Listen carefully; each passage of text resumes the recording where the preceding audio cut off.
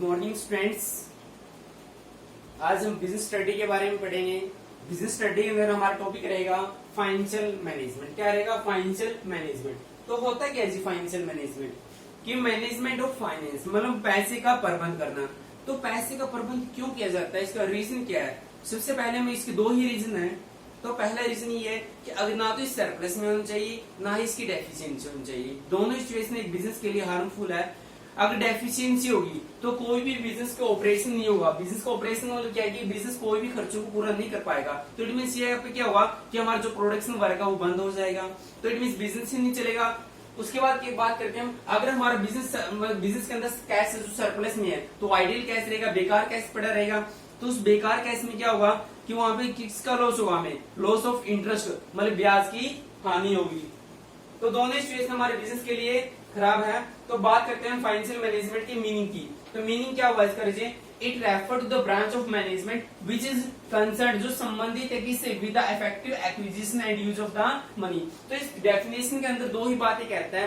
पहली बात ये कहता है कि इफेक्टिवली एक्वायर करना किसको? मनी को। उसके बाद कहता है कि उसके बाद यूज ऑफ मनी और इफेक्टिवली उसको यूज करना। इफेक्टिवली एक्वायर करने मतलब क्या है कि पैसे को बिजनेस में इस तरह से लेके आना कि उसके ऊपर जो ब्याज देना पड़े वो कम से कम जाए। और उसके बाद बात करते हैं जी यूज ऑफ मनी की, पैसे को यूज करने की। यूज इस ढंग से करना आपको मैक्सिमम बिजनेस के अंदर क्या उसके प्रॉफिट उसके। तो ये बात करते हैं हम डिटेल में बात करेंगे यहाँ पे। सबसे पहले बात करते हैं यहाँ से इफेक्टिवली एक्वायर करने की बात। इफेक्टिवली एक्वायर करने की बात मतलब पैसे को लेके आएंगे। पैसे के जो हमारे सोर्स ऑफ फाइनेंस है वो दो ही है हमारे, एक तो शॉर्ट टर्म है, एक हमारे लॉन्ग टर्म है। तो उनकी जो दोनों की फैक्टर फैक्टिंग है उसके बेस में हम कंपैरिजन करने के बाद हम डिसाइड लेंगे कि कौन से हमें सिलेक्ट करना है। तो हम यहाँ पे ये चेक कर रहे हैं, जो हमारा मोस्ट इंपोर्टेंट पॉइंट ये है कि हम उस सोर्स को सिलेक्ट करेंगे जिसकी कॉस्ट ऑफ कैपिटल कम से कम हो। बट यहाँ पे एक चीज है, आप ध्यान देंगे, स्टूडेंट्स भी ध्यान देंगे। तो अगर हम शेयर कैपिटल को इश्यू करते हैं तो हमें क्या देना होगा? इंटरेस्ट देना होगा। अगर हम लोन लेते हैं सॉरी इंटरेस्ट को पे करना होगा। अगर हम शेयर कैपिटल को इश्यू करते हैं तो हमें क्या देना होगा? अगर सपोज करते हैं शेयर कैपिटल में भी हमने अगर इक्विटी शेयर को इश्यू किया है तो हमें क्या देना होगा? डिविडेंड पे करना होगा। तो अब बात करते हैं हम, जैसे हमने लोन के ऊपर इंटरेस्ट देना है तो यहाँ पे क्या हुआ? अगर हम दोनों कंपैरिजन करें, लोन और शेयर कैपिटल की बात करते हैं। अगर हम पैसे को सपोज करते हैं हमें 2 लाख रुपए की कैपिटल की जरूरत है, अगर एक तो हम लोन से ले सकते हैं और एक हम ले सकते हैं शेयर कैपिटल से ले सकते हैं। बट अगर हम शेयर कैपिटल को इश्यू करते हैं, अगर हम दोनों कंपैरिजन करें तो हमारी जो कॉस्ट ऑफ कैपिटल है किसकी कम है? हमेशा ही लोन की कम रहेगी। क्यों? क्योंकि इसमें जो ब्याज की दर है, रेट ऑफ इंटरेस्ट है, वो हमेशा ही कम रहती है। बट एक चीज ध्यान देनी होगी यहाँ पे, बट इसके अंदर रिस्क सबसे ज्यादा होता है। किसके अंदर सबसे ज्यादा रिस्क होता है? लोन के अंदर। रिस्क का मतलब ये है कि अगर कोई बिजनेस या कोई फर्म टाइम पे इसकी पेमेंट नहीं कर पाती तो एक बिजनेस या एक फर्म को अपनी एसेट को बेच के उसकी पेमेंट करनी होगी। तो यहाँ पे रिस्क बढ़ जाएगा। बट हम यहाँ पे दोनों कंपैरिजन करें रिस्क और कॉस्ट ऑफ कैपिटल की। किसकी? रिस्क और कॉस्ट ऑफ कैपिटल की। दोनों की कंपैरिजन करने के बाद हम डिसाइड लेंगे कि हमें कौन सी सिलेक्ट करना है। तो it means long term source से लेना है फिर शॉर्ट टर्म सोर्स से लेना है। अगर लॉन्ग टर्म में से लेना है तो हम डेट कैपिटल यूज करेंगे, शेयर कैपिटल को यूज करेंगे। ये दोनों इसके फैक्टर अफेक्टिंग मतलब यहाँ पे ये चेक करेंगे। अगर मैं सिंपल सेंस में कहूँ कि हम ऐसे सोर्स को सिलेक्ट करें जिसमें हमारा रिस्क भी कम से कम हो और कॉस्ट ऑफ कैपिटल भी कम से कम आए। तो सबसे पहले ही हमारा पॉइंट क्लियर हो गया। तो इस जो पॉसिबल है किसके द्वारा पॉसिबल है? ओनली फाइनेंशियल मैनेजमेंट के द्वारा पॉसिबल है। दूसरी बात करते हैं यहाँ पे effectively use of the money. Effectively use of the money, अब पैसा तो आ गया बिजनेस के अंदर, अभी उसको पैसे को इस तरह से यूज करना है कि बिजनेस के अंदर मैक्सिमम प्रॉफिट उसकी। मैक्सिमम प्रॉफिट कैसे होगा? हम ऐसे प्रोजेक्ट के अंदर पैसा लगाएंगे, ऐसी इन्वेस्टमेंट के अंदर पैसा लगाएंगे, या फिर कहें कि ऐसे एसेट के अंदर पैसे इन्वेस्टमेंट करेंगे कि हमें मैक्सिमम प्रॉफिट हो उसकी। अब बात करते हैं, एग्जांपल ले लेता हूं मैं ऐसे। सपोज करते हैं हमारे पास दो प्रोजेक्ट है, ए और बी। दोनों के अंदर सेम रिस्क है। दोनों के अंदर जो सपोज करते हैं कैपिटल एम्प्लॉयड सेम है। सपोज करते हैं दोनों के अंदर 10 लाख रुपए है।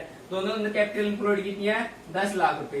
दोनों के अंदर सेम रिस्क है। तो हम कौन से प्रोजेक्ट को सिलेक्ट करें? हम कौन से प्रोजेक्ट के अंदर हमारा पैसे इन्वेस्टमेंट करें जिसकी रेट ऑफ रिटर्न ज्यादा होगी? सपोज करते हैं इसकी रेट ऑफ रिटर्न 20% है, बी की रिटर्न है जो 25%। परसेंट है। तो हम यहाँ पे जो बी प्रोजेक्ट सिलेक्ट करेंगे, क्यों? क्योंकि यहाँ पे दोनों के अंदर जो रिस्क है वो सेम है, दोनों के अंदर जो कैपिटल इंप्लॉयड है, मतलब जो पैसे इन्वेस्टमेंट किया गया वो सेम है। तो हम यहाँ पे बी सिलेक्ट करूँ, बी प्रोजेक्ट को हम यहाँ पे ऑब्वियसली सिलेक्ट करना पसंद करें ताकि हमें मैक्सिमम प्रॉफिट हो सके। तो यहाँ पे ये दोनों पॉइंट यहाँ से निकल के आए इफेक्टिवली, क्योंकि फाइनेंशियल मैनेजमेंट कर रहा है ऑब्वियसली है कि पहले फाइनेंस आएगा, उसको प्रॉपर मैनेज करेंगे, और उसको प्रॉपर मैनेज करना मतलब ये है कि उसको इस तरह से लगाएंगे कि हमें मैक्सिमम प्रॉफिट हो सके। हम बात करते हैं यहाँ पे, इसकी मीनिंग क्लियर हो गया यहाँ पे। अब बात करते हैं यहाँ पे इसके रोल्स की, इसके फंक्शंस की, इसके इंपॉर्टेंस की बात करते हैं, इसकी नीड्स की बात करते हैं कि बिजनेस के लिए इंपॉर्टेंट क्यों है, कि बिजनेस के अंदर इंपॉर्टेंट इसलिए है जी। तो सबसे पहले जो फाइनेंशियल मैनेजमेंट हमें बताता है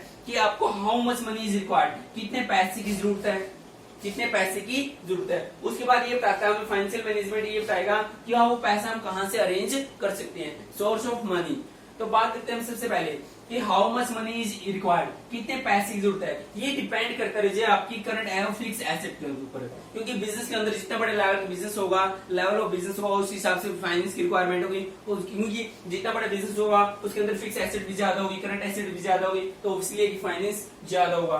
तो बात करते हैं यहाँ पे फिक्स एसेट की। फिक्स एसेट कौन सी हमारी, जैसे बिल्डिंग है, फर्नीचर, एक बिजनेस के अंदर जिसकी रिक्वायरमेंट होती है। हम करंट एसेट की बात करते हैं, जैसे रजिस्टर है, डेटर है, ये हमारे क्या है, करंट एसेट्स है, इसके अंदर हमारा पैसे इन्वेस्टमेंट होता है जी। अब बात करते हैं कि इनके बेस के हम डिसाइड लेंगे कि हमें कितने पैसे की जरूरत है। सपोज करते हैं एक बिजनेस के अंदर जो हमारी फिक्स एसेट के अंदर 2 करोड़ की जरूरत है और 1 करोड़ की इसके अंदर जरूरत है, तो हमारा टोटल कैपिटल कितने रिक्वायर हो गई, फिक्स एसेट के अंदर में 2 करोड़ रुपए लगाने हैं, करंट एसेट के अंदर हमारे कितने रुपए लगेगा, 1 करोड़ रुपए, मतलब 1 करोड़ रुपए लगेंगे। तो हमें टोटल कैपिटल कितनी नीड हुई, 3 करोड़। अब बात करते हैं जैसे 3 करोड़ की तो जरूरत तो है, फाइनेंशियल मैनेजमेंट ये तो बता दिया कि 3 करोड़ रुपए की जरूरत है, बट वो नहीं बताया कि कितने कहां से लेके आएंगे। तो उसके दूसरा पॉइंट ये रहेगा, हमारा फर्स्ट स्टेप ये रहेगा जी, ये फर्स्ट स्टेप के अंदर बात करता है कि कितने पैसे उठते हैं। दूसरा स्टेप ये कहता है कि सोर्स ऑफ मनी, वो पैसा कहां से आएगा। सपोज करते हैं 3 करोड़ रुपए की जरूरत है, अब वो 3 करोड़ रुपए कहां से आएंगे जी। 3 करोड़ रुपए यहाँ पे 2 सोर्सेज है, एक लॉन्ग टर्म सोर्सेज है और एक शॉर्ट टर्म सोर्सेज है। जो लॉन्ग टर्म सोर्सेज है हमारे 3 टाइप इसके अंदर सोर्सेज आते हैं, 3 टाइप आते हैं जी। पहला आपका शेयर कैपिटल, दूसरा आपका डेब्ट कैपिटल, तीसरा आपका रिटेन्ड अर्निंग। तो पहली बात करते हैं में शेयर कैपिटल। शेयर कैपिटल में 2 आती है, इक्विटी शेयर कैपिटल और प्रेफरेंस शेयर कैपिटल। और डिबेंचर के अंदर आपको सारे लोन्स, डेब्ट, मोर्गेज लोन, ये सारे आपके लोन्स आते हैं, loan from the financial institution, ये सारे आपके लोन आते हैं। तीसरा आपका रिटेन्ड अर्निंग, ये देखो मैंने क्या हुआ है, शेयर कैपिटल में दोनों आएंगे, उसके बाद हमारा डेब्ट कैपिटल रहेगा और उसके बाद हमारा रिटेन्ड अर्निंग। रिटेन्ड अर्निंग क्या होता है कि जो अनडिस्ट्रीब्यूटेड प्रॉफिट होता है, जो बिजनेस के अंदर प्रॉफिट होता है और उसको डिस्ट्रीब्यूट नहीं किया जाता। सपोज करते हैं हमारी कंपनी को 2 करोड़ रुपए का प्रॉफिट हुआ, उसमें से 1 करोड़ रुपए शेयर होल्डर के अंदर डिवाइड कर दिया, डिस्ट्रीब्यूट कर दिया, उसका 1 करोड़ रुपए रिटेन्ड अर्निंग के रूप में रख लिया। रिटेन्ड अर्निंग के रूप में इसलिए रखा जाता है ताकि इन फ्यूचर अगर कोई लॉस होता है या फिर कोई सर्कमस्टेंसेस आती है ताकि उसको यूज किया जा सके, उस पैसे को वहां पे यूज किया जा सके। तो ये बात करते हैं यहाँ पे। अब बात आती है जी लॉन्ग टर्म सोर्सेज को हमने क्लैरिफाई कर दिया। शॉर्ट टर्म सोर्सेज कौन से होते हैं, ऐसे सोर्सेज जो जिनसे हमें लोन की पेमेंट 1 साल के अंदर करनी होती है, 1 साल तक आपको लोन मिलेगा। बट यहाँ पे लॉन्ग टर्म सोर्सेज वो सोर्सेज होते हैं जिसको आपकी पेमेंट 1 साल के अंदर, 1 साल के बाद कर सकते हो। सॉरी, उसके बाद कहते हैं यहाँ पे लॉन्ग टर्म सोर्सेज से पैसे तो अरेंज करेंगे जी। सपोज करते हैं आपने डेब्ट capital, share capital, retained earning से पैसा अरेंज किया। सपोज करते हैं हम यहाँ पे 2 पॉइंट मेंशन करेंगे, यहाँ पे एक शेयर कैपिटल और डेब्ट कैपिटल को यूज करेंगे हम यहाँ पे। सपोज करते हैं आपने इससे पैसा तो अरेंज किया, बट यहाँ पे 2 पॉइंट, एक पॉजिटिव पॉइंट भी होता है हर चीज का, एक नेगेटिव पॉइंट भी होता है। तो पॉजिटिव पॉइंट इसका ये रहेगा जी, अगर आपने लॉन्ग टर्म सोर्सेज से पैसा जनरेट किया, मतलब लॉन्ग टर्म सोर्सेज आपको पैसा लेके आया, शेयर कैपिटल को इश्यू किया, आपने शेयर को इश्यू किया, फिर डेब्ट कैपिटल लोन के रूप में किसी बैंक से आपने लोन लिया, तो वहां पे लिक्विडिटी तो मेंटेन होगी। इसका पोस्ट पॉइंट ये लिक्विडिटी मेंटेन क्यों होगी, क्योंकि आप इसकी टाइमली पेमेंट कर पाओगे। टाइमली पेमेंट करने का मतलब क्या है कि अगर बिजनेस के अंदर कोई भी खर्चा होता है तो आप उसकी आसानी से पेमेंट कर सकते हो। क्यों कर सकते हो जी, क्योंकि ये पैसा जो हमें देना है वो 1 साल के बाद ही देना है। तो दूसरी बात कहते हैं यहाँ पे, बट यहाँ पे कॉस्ट ऑफ कैपिटल ज्यादा होती है, बिल्कुल होती है जी। जितनी ज्यादा आप लॉन्ग टर्म के लिए लोन लोगे तो उतना ही ज्यादा आपको जो इंटरेस्ट रेट है वो ज्यादा होगी जाएगी, बिल्कुल ऑब्वियसली बनता है जी। आप बैंक में जाइए, अगर आप 1 साल के लिए लोन लेते हैं तो उसकी रेट ऑफ इंटरेस्ट सपोज करते हैं 10% है। अगर आप 5 साल के लिए लोन लेते हैं तो उसको 20% हो। तो इट मींस क्या हुआ कि आपके रेट ऑफ इंटरेस्ट क्या हुआ है, टाइम पीरियड के अकॉर्डिंग बढ़ जाती है। तो इट मींस यहाँ पे कहने का मतलब ये है कि जो कॉस्ट ऑफ कैपिटल है वो ज्यादा आती है और लिक्विडिटी है जो, बट यहाँ पे पॉजिटिव पॉइंट ये हुआ लिक्विडिटी मेंटेन होती है, इट मींस आप खर्चों को टाइमली पेमेंट कर पाओगे। बट यहाँ पे जो इसका नेगेटिव पॉइंट हुआ, नेगेटिव पॉइंट है हमारा इसका किसका लॉन्ग टर्म सोर्सेज का, तो यहाँ पे कॉस्ट ऑफ कैपिटल क्या किया है ज्यादा आती है जी। उसके बाद करते हैं हम यहाँ पे source of short term sources की। लॉन्ग टर्म सोर्स का पॉजिटिव पॉइंट है, वो एक नेगेटिव पॉइंट हो गया। तो उसके बाद करते हैं short term sources. Short term sources से क्या होता है कि हमें 1 साल के लिए लोन मिलता है, 1 साल के बाद 1 साल के अंदर आपको पेमेंट करनी होती है। आप किसी बैंक से ले सकते हैं, किसी भी लोन, किसी कॉमर्शियल पेपर है, आप किसी सिक्योरिटी मार्केटेबल सिक्योरिटी आपकी जो वो कॉमर्शियल पेपर है, ट्रेजरी बिल है, ये सारी किसमें आती है शॉर्ट टर्म सोर्सेज में आती है। यहाँ से आप पैसा जनरेट कर सकते हो, मतलब पैसा जनरेट करना मतलब क्या कि यहाँ से पैसा आ सकते हैं हमारे पास, इनको इश्यू करके मार्केट के अंदर। अब बात आती है जी हमारे, तो इनका पॉजिटिव नेगेटिव पॉइंट क्या हुआ, बिल्कुल सेम अपोजिट जाएगा इसके। जैसे यहाँ पे इसका पॉजिटिव पॉइंट लिक्विडिटी था, इसका नेगेटिव पॉइंट क्या होंगे, यहाँ पे कोई भी लिक्विडिटी मेंटेन नहीं करता। लिक्विडिटी मेंटेन नहीं करेगा, क्यों नहीं करेगा, क्योंकि यहाँ पे पैसे की जो क्वांटिटी है, मतलब यहाँ पे टाइमली देखो 1 साल के अंदर पैसे मिलेगा आपको, 1 साल के अंदर आप खर्चों को टाइमली पेमेंट नहीं, यहाँ पे लिक्विडिटी मेंटेन करेगा। क्यों नहीं करा, क्योंकि यहाँ पे आप खर्चों को टाइमली पेमेंट नहीं कर पाओगे। क्यों नहीं कर पाओगे, हो सकता है पॉसिबिलिटी है ऐसी, क्योंकि यहाँ पे पॉसिबिलिटी लिक्विडिटी, यहाँ पे लिक्विडिटी मेंटेन करा, क्योंकि यहाँ पे आपको पैसे 1 साल के बाद पे करना, पे कर सकते हैं आप। बट यहाँ पे आप लिक्विडिटी है जो मेंटेन, यहाँ पे लिक्विडिटी मेंटेन नहीं होगी। बट यहाँ पे कॉस्ट ऑफ कैपिटल कम आएगी, बिल्कुल आएगी जी। यहाँ पे मैंने बताया था अभी आपको, अगर टाइम पीरियड कम होगा तो इट मींस आपकी कॉस्ट ऑफ कैपिटल भी कम आएगी। इट मींस आपको जो इंटरेस्ट लेना पड़ेगा वो भी कम देना पड़ेगा, बिल्कुल ऑब्वियसली बनता है जी। तो आई थिंक आपको समझ में क्लियर हो गया इसका मीनिंग क्या है। तो मीनिंग में 2 पॉइंट कहते हैं, एक्विजिशन और यूज ऑफ मनी कहता है कि इफेक्टिवली एक्वायर करना। इफेक्टिवली एक्वायर कैसे करेंगे जी, तो हम कंपैरिजन करेंगे रिस्क और कॉस्ट ऑफ कैपिटल। उसके बाद हम डिसीजन लेंगे कि हम कौन से सोर्सेज को सिलेक्ट करेंगे। उसके बाद बात करते हैं इफेक्टिवली यूज ऑफ मनी, उस पैसे को वहां पे यूज किया जाए जहां पे मैक्सिमम प्रॉफिट हो जी। तो उसके बाद करते हैं यहाँ पे स्टेप रहेंगे आपके, ये जो मैंने स्टेप 2 बताए ये आपके नीड्स भी है, इंपॉर्टेंस भी है, आपके फंक्शंस भी आते हैं। तो हम अगर बात करें फाइनेंशियल मैनेजमेंट के फंक्शन भी है, उसके बाद फाइनेंशियल मैनेजमेंट की क्या होगा, नीड्स भी है, फाइनेंशियल मैनेजमेंट की इंपॉर्टेंस भी। और आपकी बुक्स के अंदर मेंशन किया हुआ है कि role of the financial management. Role of the financial management का मतलब क्या है, determination of the fixed asset. Determination of the fixed asset, यहाँ पे देखो डिटरमिनेशन हो रहा है कि आपको कितना पैसा किसके अंदर चाहिए, फिक्स एसेट के अंदर चाहिए। यहाँ पे कितना पैसा चाहिए आपको, 2 करोड़ रुपए। तो इट मींस किसके द्वारा डिटरमिनेशन क्या गया, इसके द्वारा फाइनेंशियल मैनेजमेंट द्वारा।